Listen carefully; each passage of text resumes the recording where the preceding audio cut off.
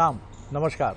बहुत स्वागत है आपका उस कार्यक्रम में जिसका नाम है हे प्रभु आनंद दाता। और इस कार्यक्रम को लेकर इधर बहुत ही आप काफ़ी देख रहे हैं ये कार्यक्रम, हमें बहुत खुशी है और बहुत अच्छी प्रतिक्रिया, बड़ी स्तरीय, मतलब अब हमें एक प्रसन्नता ये भी है कि ऐसे ढेर सारे सुधी व्यूवर्स, श्रोता, दर्शकों के हमें विचार मिल रहे हैं जो अपने को बेहतर करने की श्रेणी में निरंतर आगे बढ़ने की कोशिश कर रहे हैं, क्योंकि उनकी प्रतिक्रियाएं हमें ये बताती हैं।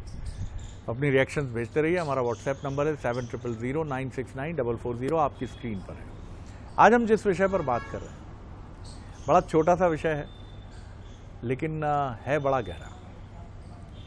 एक दर्शक ने ही हमें भेजा है। उन्होंने कहा कि सूर्योदय हमें जीवन आरंभ करने की प्रतिदिन प्रेरणा देता है।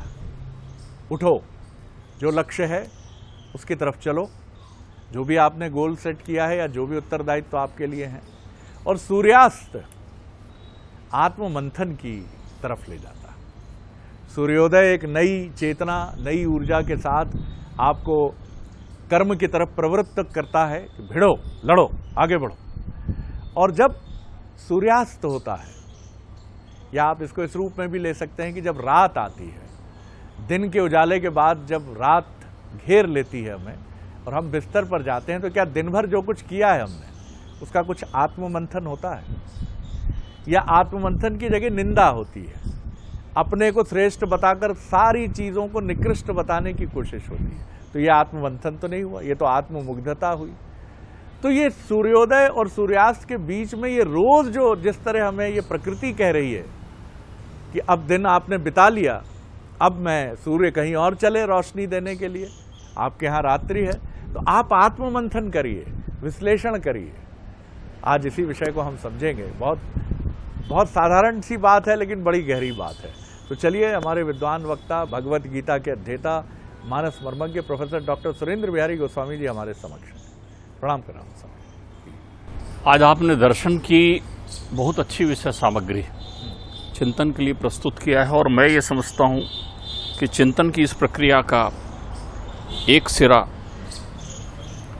युवाओं के प्रति है, तो दूसरा सिरा गूढ़ मंथन करने वाले बुद्धिजनों के प्रति है। जो बुद्धिमान है वो वृद्ध है, इस पर अपनी चर्चा हुई थी। यक्ष को उत्तर में कहा था कि जितने भी संसार में बुद्धिमान लोग हैं वो वृद्ध हैं, इसलिए वृद्धोप सेवा अब उन कहते हैं कि उनकी सेवा करिए। बहुत सारे लोग वृद्ध का अर्थ बूढ़ा आदमी समझ लेते हैं, बुद्धिमान ही वृद्ध होता है, जो धीर वीर गंभीर हो जाता है। आपने सूर्य की प्रक्रिया पर बात की, तो मैं आपको बड़ा स्पष्ट कर दूं कि हम उस तथ्य को सुनते तो हैं, लेकिन वहाँ उसकी समझ में रुक जाते हैं। सूर्य कभी अस्त नहीं होता। बिल्कुल सही। सूर्य का घोड़ा कभी नहीं रुकता, कभी नहीं तानकेगा। उसमें जो 64,000 बालखिल्य ऋषि जो हैं, सदैव खिलखिलाते हुए ओंकार का नाद करते रहते हैं और चलते हैं वहाँ साथ में। और सूर्य जो है अपने तेजस्वी घोड़ों के साथ, जिनमें अलग अलग रंग के घोड़े हैं, नीले, हरे, पीले, अलग अलग वर्णन है, अलग अलग रूप में। और कहते हैं याम मेधाम देवगुणा पत्रश्योपास्ते तया मामध्य मेधयाने मेधाविनम शुरू कुरु। और ये मेधा का संबंध कर दी है। सूर्य के चलने से ही मेधा जागृत होती है।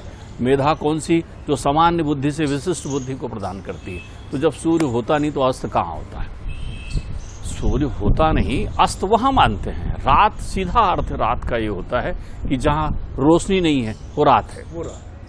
उसको आप शब्द व्यक्त कर देते हैं कि जहां प्रकाश नहीं है उसको आप रात्रि कह देते हैं। तो प्रकाश तो हर जगह है, अर्थात आप उस क्षेत्र में विद्यमान हो जाते हैं जहां प्रकाश नहीं होता। आपकी विद्यमानता उस क्षेत्र में हो जाती है। ज्योत जल रही है, आपने पीठ कर दिया तो आपको ज्योत नहीं मिलेगी, आप अंधेरे में हो गए। तो ज्योत तो है आपके पास, तो प्रकाश सर्वाधिकार सुरक्षित रखता है। अब आप देखिए, सूर्य का अस्त होना कितनी सुंदरतम बात है।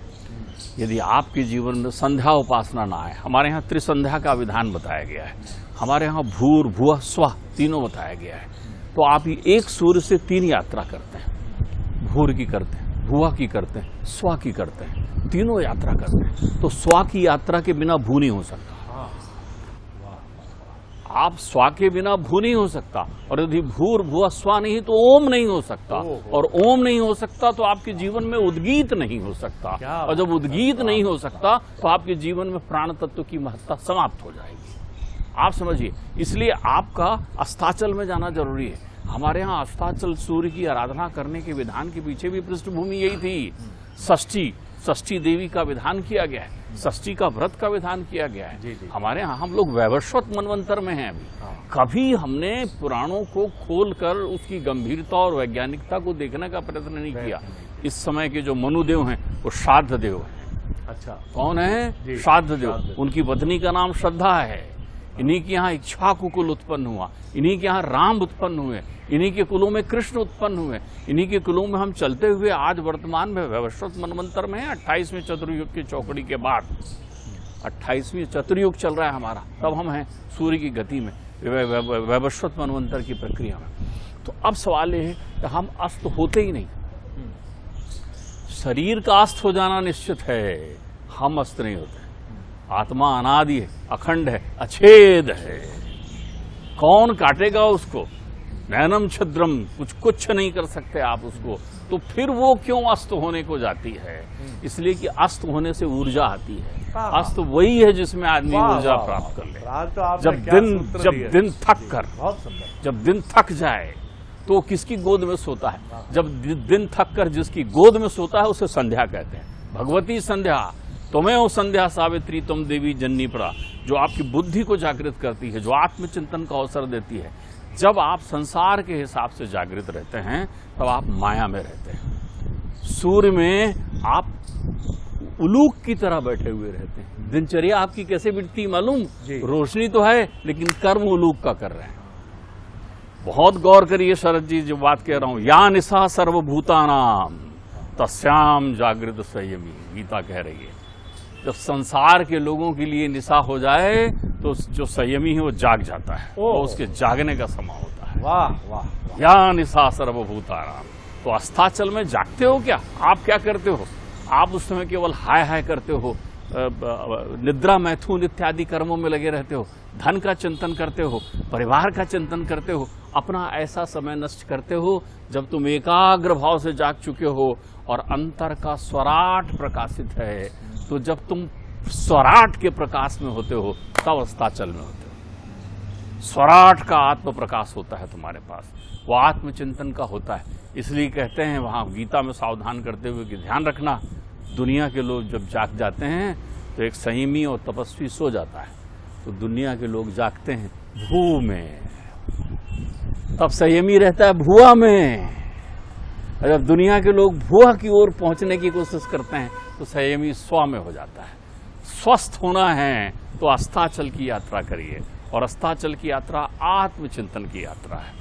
आत्मचिंतन के पठंत चतुर्वेदा खट शस्त्राणी अष्टादश पुरांगता आत्मतत्व न जानाति दर्भी पाग्र समरसा। तुमने सोचा क्या?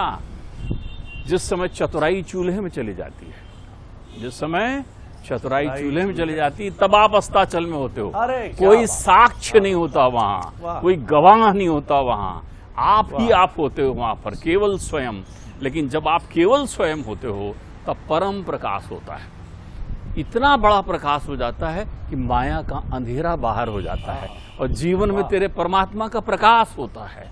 तो तू अस्ताचल की साधना कर, तू चल, तू बढ़, तू प्राच्य और प्राची दोनों की आराधना कर, तो तेरे जीवन में सब प्रकार का, सारी प्रकार की प्रभुता प्राप्त हो जाएगी।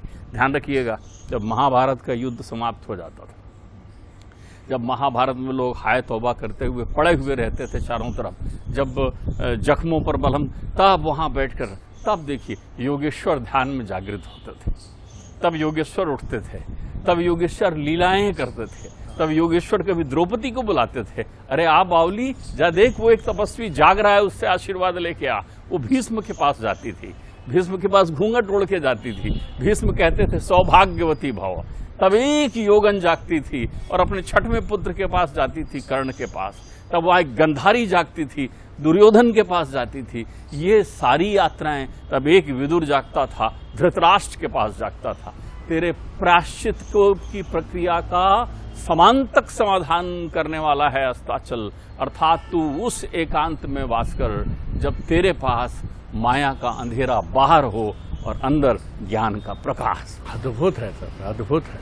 वाह वाह वाह। आज तो मैं ये सोचता रह गया कि मैं क्या कहूँ डॉक्टर साहब के वाणी से।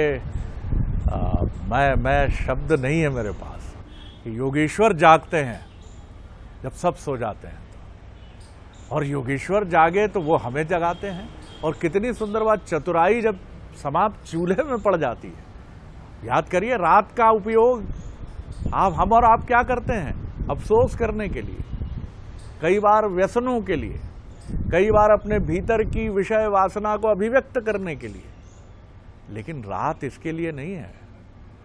कितनी हो, मैं तो आज जब डॉक्टर साहब कह रहे थे तो मैं सुन के रोमांचित हो रहा था कि जब संसार जाग जाता है तो योगी विश्राम करता है। उस समय वो जानता है कि सब जाग गए हैं। जागने का क्या अर्थ है आप समझ रहे होंगे। अभी तो हम सोए ही हैं साहब, हम रोबोटिक हैं, अभी तो रोबोट हैं हम।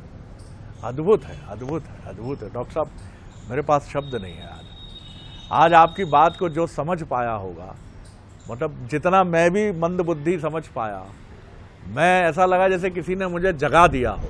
देखिए, मैं आपको बताऊं शरद जी, हमारे साथ क्या समस्या है मालूम? हम जो प्रत्यक्ष दिखाई पड़ता है, प्रत्यक्षानुभूति हमको होती है, हम उसको जीवन का सार मान लेते हैं। लेकिन हर प्रत्यक्ष चीज जीवन का सार नहीं है।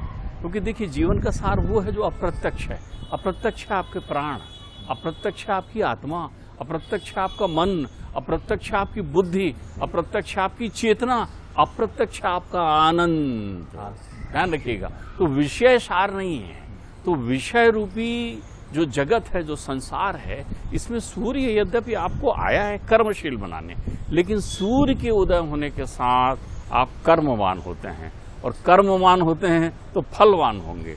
फलवान होंगे तो अच्छा और बुरा दोनों करेंगे। जब दोनों करेंगे तो ये दोनों की चिंता और चिंतन आपकी उस रात में आएगी जब आप अकर्ता और अकर्मवान बने हुए होंगे। क्योंकि जब आपका कर्म नहीं हो रहा होगा, जब आप अकर्म होंगे तो विकर्म में स्थित हो जाएंगे मन में, तो वही तो परमात्मा मिलते हैं। कर्तार अकर्ता को मिलते हैं, कर्ता को नहीं मिलते। तो आपके लिए रात बनी ही इसलिए है कि उस रात में आप एक सुषुप्ति की नींद लें। ध्यान रखिएगा, जो लोग स्वप्न की नींद ले लेते हैं, जो लोग बेचैनी की नींद ले लेते हैं, वो सुषुप्त की अवस्था में ले जाते। सुषुप्ति ही समाधि है, समाधि ही प्रज्ञा है, प्रज्ञा ही मेघा है, और मेघा फिर बुद्धि देती है आपको चलने को। आप जब शब्द चित्र खींच रहे थे तो मैं सोच रहा था कि शरशैया पर लेटे भीष्म उन रात्रियों का क्या उपयोग करते होंगे। कितना चिंतन जाता होगा, जो कहा किया करा उसमें क्या भला बुरा। जब द्रौपदी आती होंगी भीष्म के पास, कितनी चिंताएं होंगी, क्या होगा। जब कर्ण के पास जाती हैं कुंती जी, कुंती जाती हैं जब कर्ण के पास, तो क्या किस तरह के भाव होंगे। जब गांधारी आती होंगी दुर्योधन के पास, और जब विदुर पहुंचते हैं युधिष्ठिर के पास और उनके पास धृतराष्ट्र के पास। आप ये देखिए जी, हमारे यहाँ तो रात्रियों को कितनी बढ़िया तंद्रा से नवरात्रि बना दी गई, आपको रात्रि में जोड़ दिया गया, तब भी आप नहीं समझे। ध्यान रखिएगा, फिर दूसरे हमारे यहाँ अहोरात्रि, अहोरात्रि होरा चक्र बना है।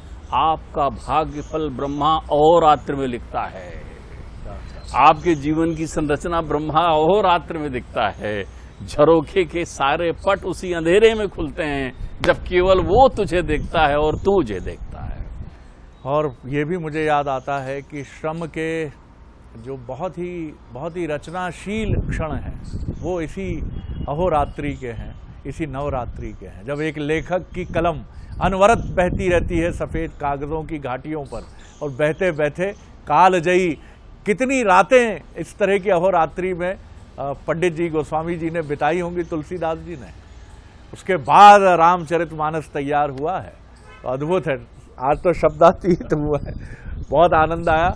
अगले एपिसोड में एक और विषय लेकर उपस्थित होंगे। बहुत बहुत आनंद से भरा हूँ। प्रणाम, नमस्कार।